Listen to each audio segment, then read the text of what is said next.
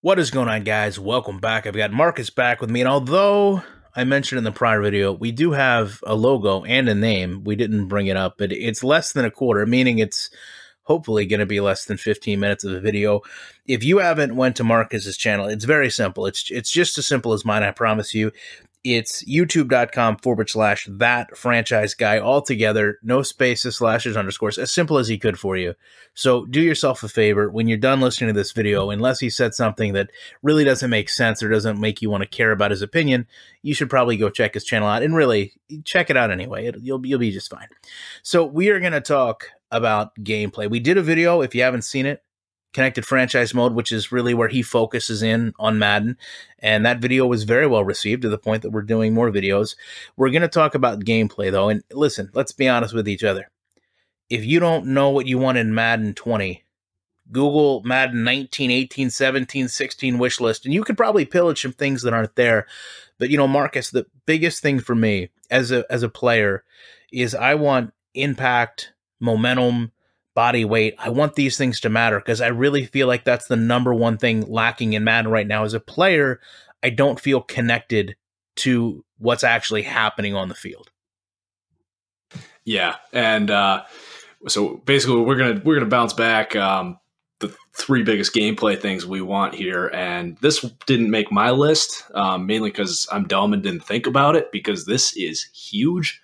I come from more of a scouting background, and this is probably, if not by far, the biggest thing that NFL scouts, coaches, GMs look and think about is how big is my player, how his height and weight changes the type of player he is, what kind of scheme you can use the guy in.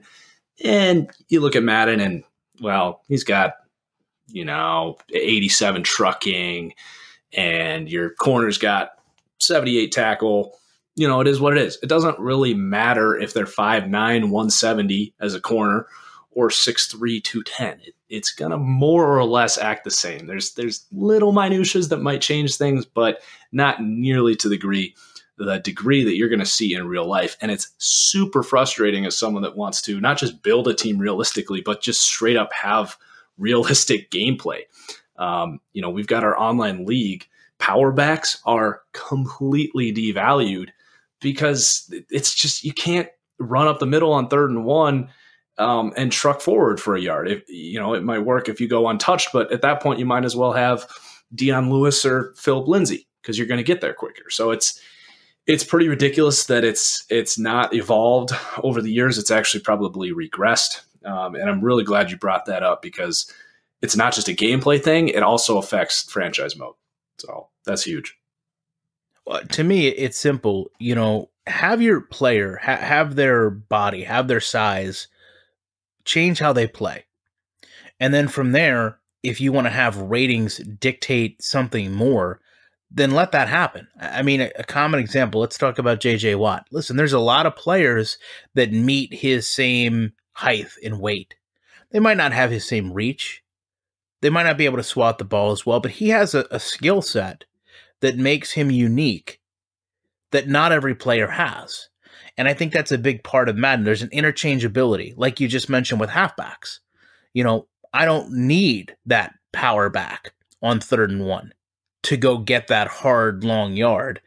I can have anyone come in because, to another point, you just don't have that war in the trenches. But I think if we can get to a point where the player's actual physical being is respected, and I feel like the player is connected to the field and I'm controlling that player in such a way that I don't have now, it would make all the difference. Right now, if you talk about the most control you have in Madden, in my personal opinion, it's when you're selecting who you're going to throw the ball to. And to be honest with you, that really should be your least connected moment because you're doing the least. All you're doing is just reading coverage and clicking whatever receiver you want the ball thrown to.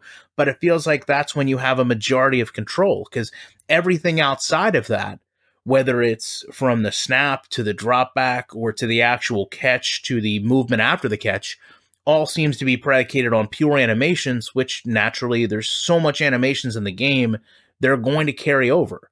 So your small receiver possession guy is going to catch it just as same as, maybe like a player like Mike Thomas will. They don't really box each other out well. So to me, that's a big one. And I'm glad we led with it because you talked at length there, not much as I have, obviously, but you talked at length about the things that's going to change.